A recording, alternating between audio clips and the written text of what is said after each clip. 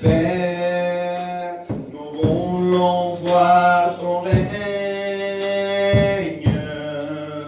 de saint en ces lieux parmi nous. Père, nous voulons voir ton règne de saint en ces lieux parmi nous. Nous voulons voir ta gloire. Nous voulons voir ta gloire. Le sang dans ces lieux parmi nous. Père, nous voulons voir ta gloire. Le sang de Dieu, le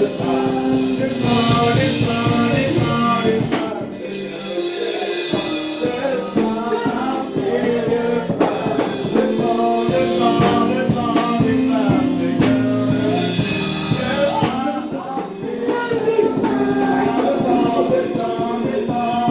lieux parmi nous. Le sang, le sang, le sang, le sang, le sang dans ces lieux parmi nous.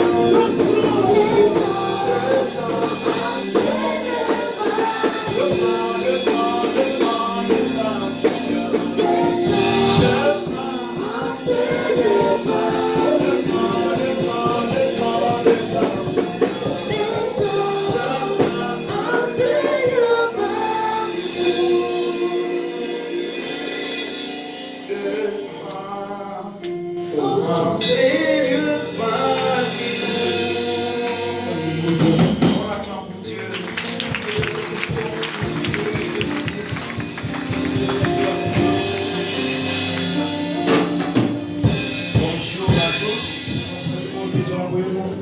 Aidez-moi à saluer ceux qui sont à vos côtés.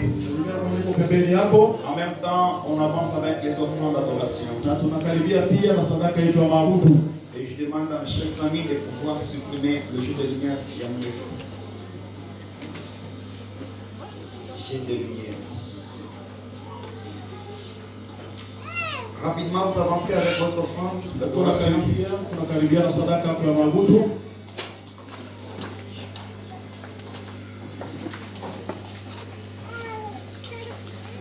Rapidement.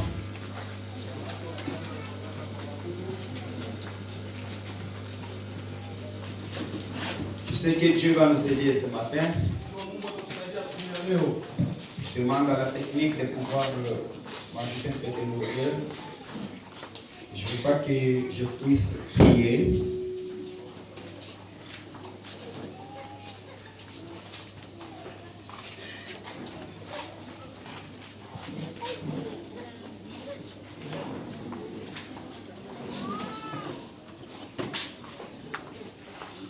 Amen. Amen. Amen. Est-ce qu'on peut manifester la joie?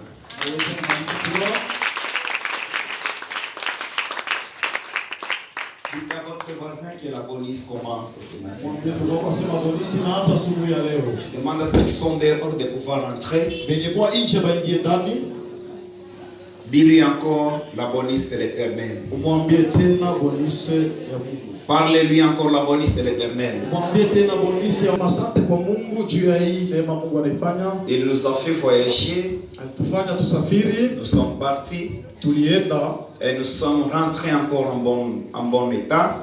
Il est vrai que la route Lubumbashi-Kasumbalesa, c'est une route qui détruit. C'est une route qui a dévoré les familles et des familles, des responsables des familles. Le dimanche passé 18, il y avait vraiment le drame qui s'est produit bizarre vraiment. Et ça a tué toute personne qui était dans ces wish. Et ça ne s'est pas arrêté par là. Il y a toujours des dégâts qui se font chaque jour dans ces routes. Mais si nous sommes bien partis et nous sommes revenus encore rentrés en bon état, sans connaître quoi que ce soit, et vous qui priez chaque fois pour ceux qui sont en voyage, continuez. Et que le Dieu du ciel vous bénisse. J'ai dit que le Dieu du ciel vous bénisse. Rapidement, nous commençons. Nous allons essayer de parler sur le secret caché de la 12, donc de la bénédiction de Jacob à ses 12 fils.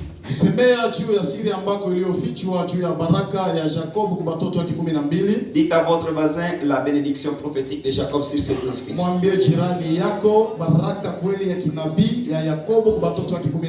Et je sais que Dieu va nous aider, car nous sommes encore au début de notre grande marathon de la fin du mois, et surtout que c'est la fin des grandes vacances pour les élèves. Kwa sababu tu kumwanzo wa marathon yetu mnene ya hii mwanzo wa mwezi na mwanzo wa mwezi wa kuanzia kweli masomo kwa wanafunzi. Alors nous allons faire sortir Jésus dans les 12 fils de Jacob. Na tutatosha Yesu ndani ya wale watoto 12 wa Yakobo. Et ça va nous emballer dans les évangiles. Na itatupeleka mu injili. Et Dieu va nous aider. Na Mungu atatusaidia. Que Dieu vous bénisse. Na Mungu awabariki. Rapidement, prenez Genèse. Et tunasoma mwanzo kwa haraka. Chapitre 49. Sura yake 49. Et nous allons prendre le 13e verset d'abord. Na verset yake. Le chapitre 4. Nous allons prendre du 12 au 16. Et enfin, Ésaïe 61 à 2. Merci. Bon appétit. Amen. On peut aller? Nous lisons Genèse. Le chapitre 49. Dans le tout premier verset du chapitre 49 de ce livre de Genèse. Avant sa mort, vous allez comprendre qu'il fit approcher tous ses fils. Jacob avait 12 fils. Et il y avait le 13e était une fille. Elle s'appelait comment du côté maman? Dina. Amen. Amen. Et la Bible dit, Jacob le fait asseoir. Il proférait maintenant des paroles de bénédiction à chacun de ses 12 fils. Dieu va nous aider, peut-être au courant de la semaine, je vous parlerai sur les 12 fils. Je vais vous parler chaque bénédiction.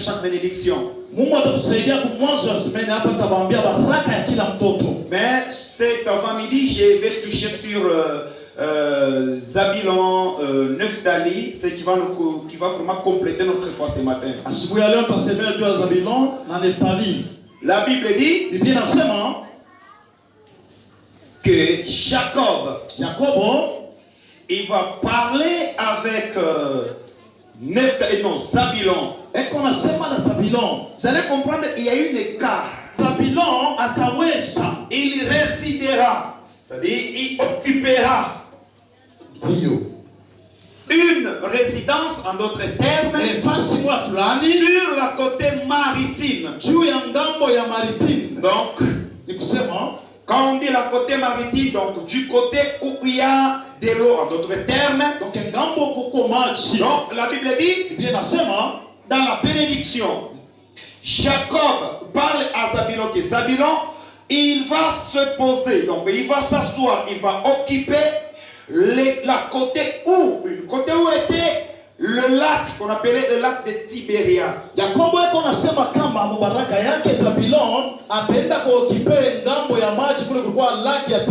Il occupera la place de Tibériade. Et Nephtali, vous allez comprendre que dans la bénédiction, c'est comme si Nephtali n'était lié à côté de Zabilon. Mais à la suite des temps, ces deux jeunes frères, ils vont à côté. Donc il devient de voisins, qu'on peut le dire. La Bible dit, il dit que Zabulon résidera du côté où il y a le lac de Tibériade. Donc en d'autres termes, il sera fort des commerces. Et ce sont des commerces maritimes. Et maintenant Nephtali, lui il sera fort. Et comme la Bible l'explique bien, à liberté et proférer de belles paroles. Allons-y d'abord avec Esaïe. J'aimerais aller rapidement. J'aimerais les compléter pour qu'on puisse aller maintenant en explication. Esaïe chapitre 9, je prends la version seconde 21. Le peuple qui marchait dans le ténèbre, suivait attentivement, a vu une grande lumière sur ceux qui habitaient le pays de l'ombre de la mort. Une lumière a brillé. Une lumière a brillé. Soulignez. Sur ceux qui habitaient le pays de l'ombre de la mort. Tu rends la nation nombreuse, tu augmentes sa joie, et elle se réjouit devant toi comme on le fait lors de la moisson, comme on jubile au partage du butin. Je prends rapidement Matthieu pour ne pas perdre le temps, le chapitre 4. Je vais rapidement, je prends le 12, si je peux m'arrêter même à 15, ce sera bon pour moi. Chapitre 4. La Bible dit, le verset 12, écoutez, il dit ceci, chapitre 4, le verset 12, il dit ceci, lorsqu'ils apprirent que Jean avait été arrêté, Jésus se retira en Galilée. Il quitta Nazareth et vint habiter à Capernaum, ville située près du lac dans le territoire des Zabulon, souligné là-bas. Dans le territoire des Zabulon et Nephtali, souligné là-bas, Zabulon et Nephtali. Souvenez-vous, nous sommes dans Genèse. Zabulon et Nephtali étaient éloignés. Mais dans la prophétie, ils devaient habiter ensemble. Afin qu'ils accomplissent ce qu'avait annoncé le prophète Esaïe. Territoire des Zabulon et de Nephtali, route de la mer, région située de l'autre côté du Jourdain, Galilée, à la population étrangère. Le peuple assis dans les ténèbres a vu une grande lumière, et sur ceux qui se trouvaient dans le pays de l'ombre de la mort, wow, une lumière s'est levée. Est-ce qu'on peut acclamer pour Dieu? Je dis bien, est-ce qu'on peut acclamer pour Dieu?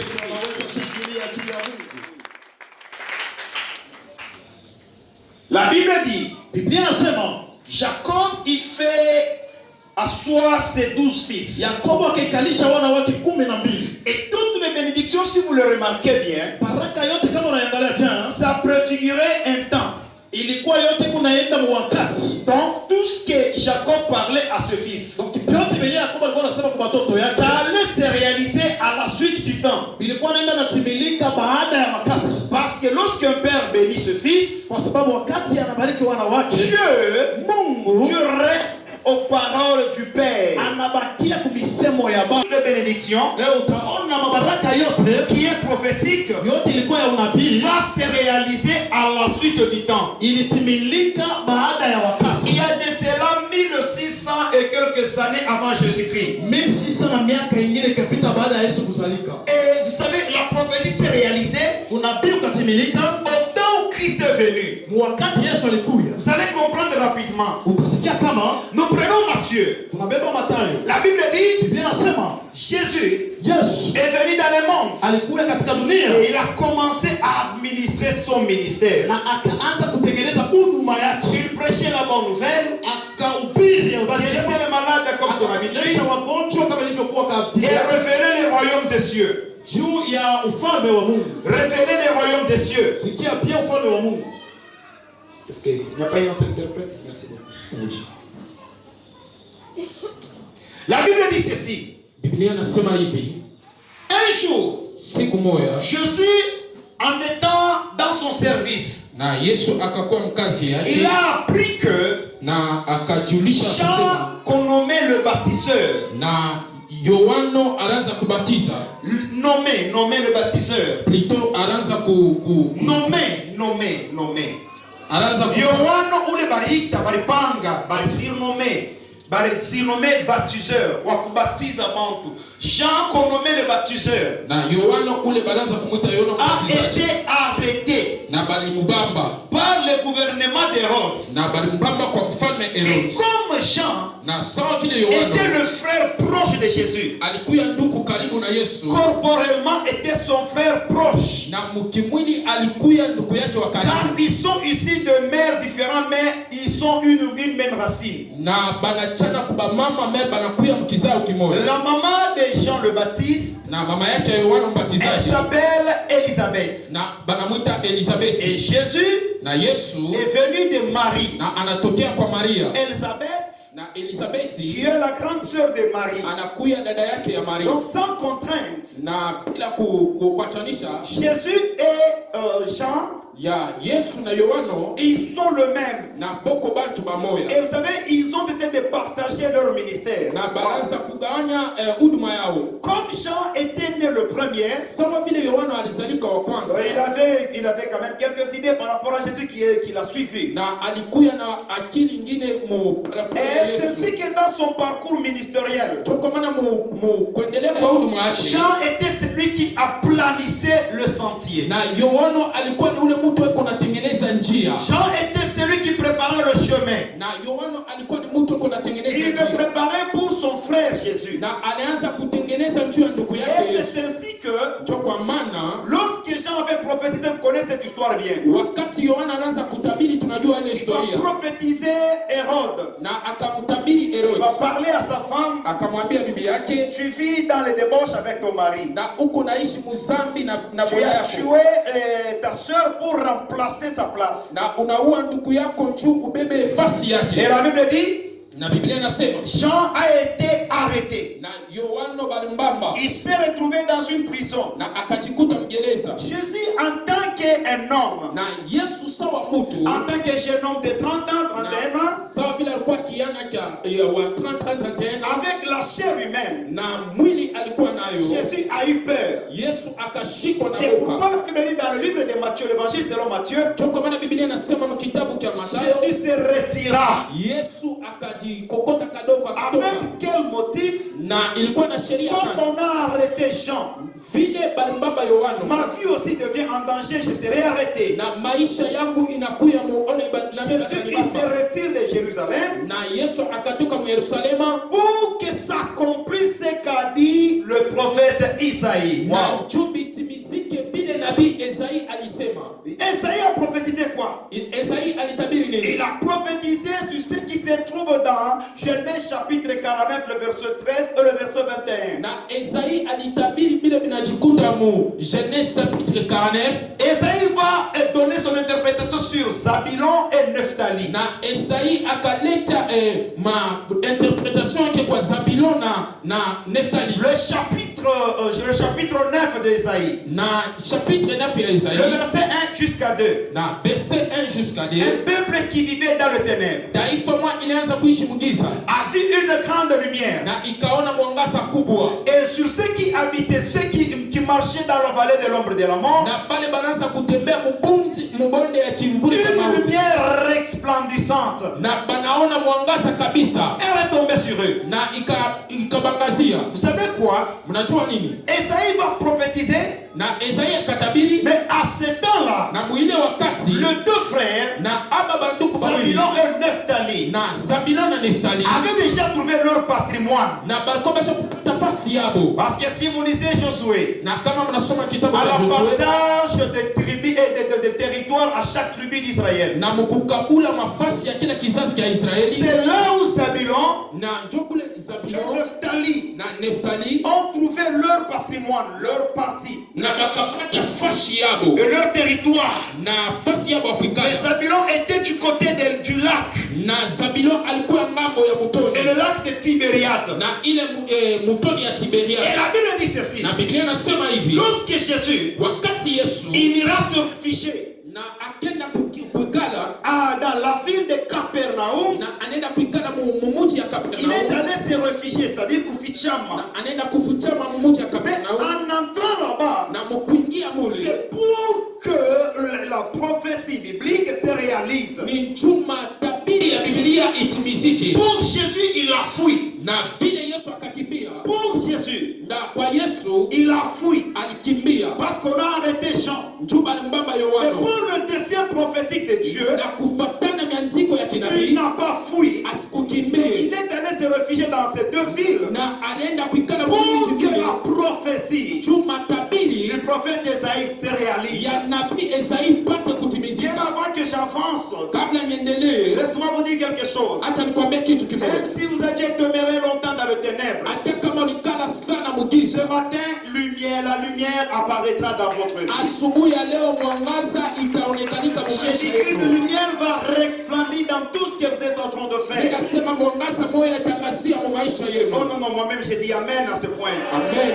Lorsque vous êtes dans le ténèbre, wakati uko mugiza, tout ce que vous allez faire yote bila mutafanya connaîtra toujours l'échec. Na bitashinda. Une personne qui marche dans le ténèbre, ule mtu uko natembea mugiza, c'est une personne qui vit difficilement. Ni mtu uko naishi mu magumu. Pendant que les autres se retrouvent, wakati watu wote wako napata, mais pour lui ça sera difficile. Yeye kwake kitakuwa kigumu. Pour quelle raison? Parce qu'il ne voit pas bien. J'ai toujours interprété que les ténèbres, elle peut représenter la personne aveugle. Et maintenant suivez. La Bible dit, Jésus, il s'est retrouvé à Capernaum, dans la ville de Nephtali et de Zabulon, le territoire, le deux concrets vivaient presque ensemble. Et c'est de là où Jésus va faire beaucoup de miracles. Pour quelle raison? Parce que Zabulon et Nephtali, ces deux peuples marchaient dans le ténèbre. Et la qui est Jésus, il viendra dans ces deux villes, dans ces deux territoires, dans ces deux tribus, là où le peuple de Zabulon et de Nephtali marchait dans la vallée de l'ombre de la mort. Et lorsqu'il est venu, la Bible dit ceci, Jésus commença à faire des miracles. Il a guéri les malades. Il a ressuscité, je ne sais pas moi, des morts. Parce que tout le miracle n'est pas mentionné dans la Bible. Et si on allait mentionner tous les miracles, on allait avoir une grosse Bible comme ça. On a juste synthétisé, on a pris ça, on a pris ça, on a pris ça.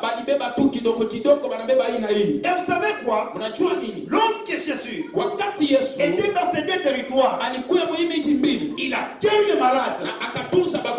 Il a chassé des démons. Il y avait une ville où il y avait beaucoup de démoniaques.